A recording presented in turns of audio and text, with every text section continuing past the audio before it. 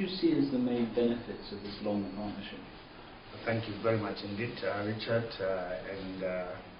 Without missing words, the benefits are quite clear, especially from the perspective of a country such as mine, Nigeria.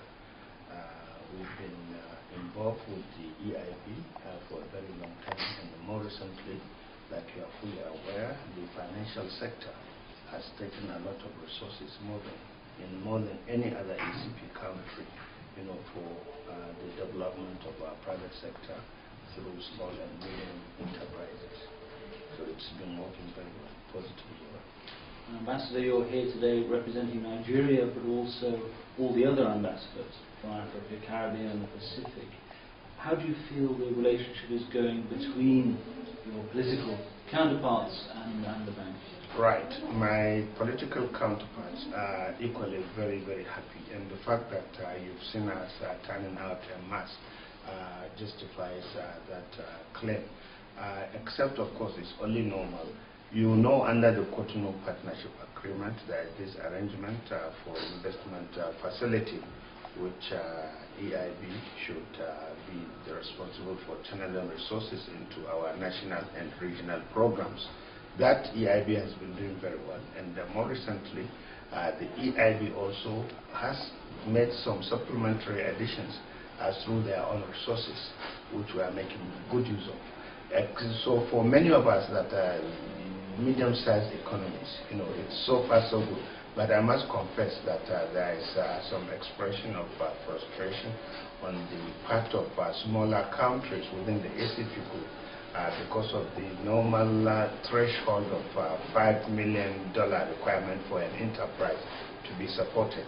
Many are calling for a reduction of that threshold to be a bit lower than €5 million mark.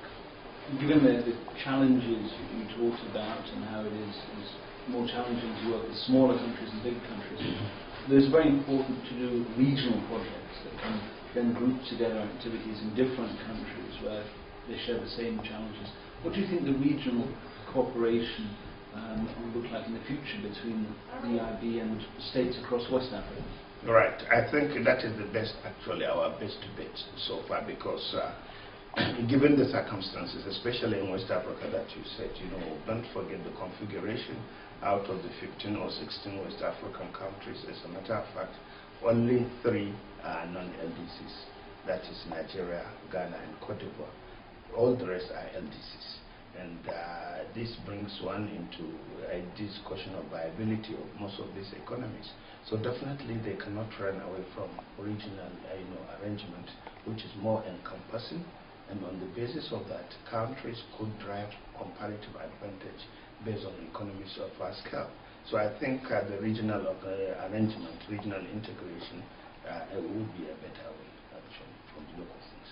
And given the challenges of working in less developed countries, how do you think the bank can improve its development impact to change the lives and contribute to private sector growth at a smaller scale? At a smaller scale, actually, there is the last Council of Ministers of the ACP countries actually laid emphasis on that, and they call for additionality of resources through some of the basic, most required infrastructure.